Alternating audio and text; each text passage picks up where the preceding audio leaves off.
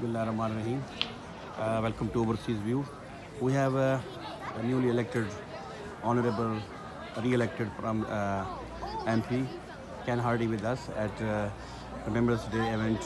After the parade, we will ask his thought, what he feel, and because his grandfather, as well, his grandfather served in the World War One and Two.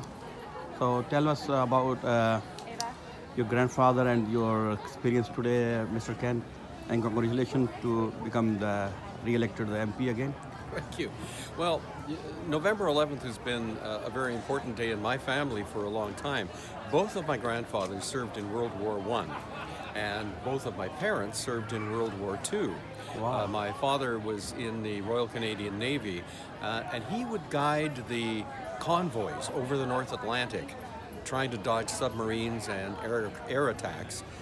My mom fixed airplanes. Wow. She worked at a depot in Calgary, and she was a little tiny thing, so she could get inside the airplane. It was hard for anybody else to reach, Right.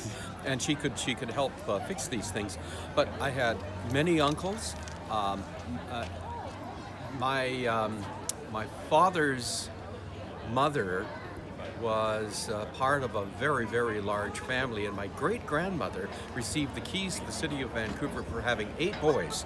Wow. 8 boys in World War II. Like my mother have 10 kids. Oh, there you go. But they all came home, and we were lucky because on my mom's side, she lost one brother. He was killed in Sicily during the Second World War. But many of my other uncles served as well, either there or in Korea. So November 11th is a time when we not only remember generally the sacrifices made in the war, but it's very personal for my family. As well, I want to share my experience because my grandfather, maternal grandfather, he served in World War II, and his other brother, they lost him. They never found his body, never found him alive. So we have a lot of experience, our family, and then the relatives they serve in the military. So this is a good way to remember, and as this I saw the people here, how they were full of spirit and remembering their loved one, and then remembering all over.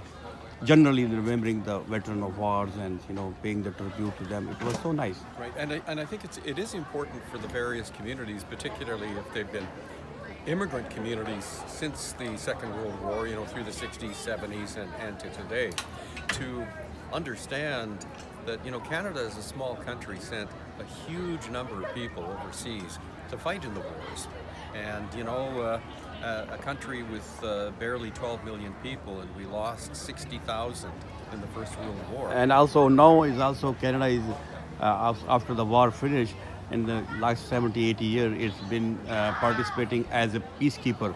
Whenever the UNO need the peacekeeping, the Canada is represent, because Canada have the reputation to be a peacekeeping or peace-loving country, right?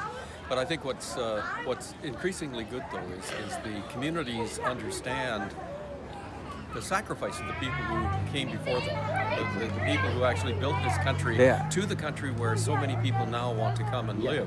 And so that respect, to honor those sacrifices is really important, which is why it was good that our friend Bilal Chima was here today to lay a wreath on behalf of the Muslim community, which he has done for any number of years. You were here to help us observe with your Papillon. So I think that,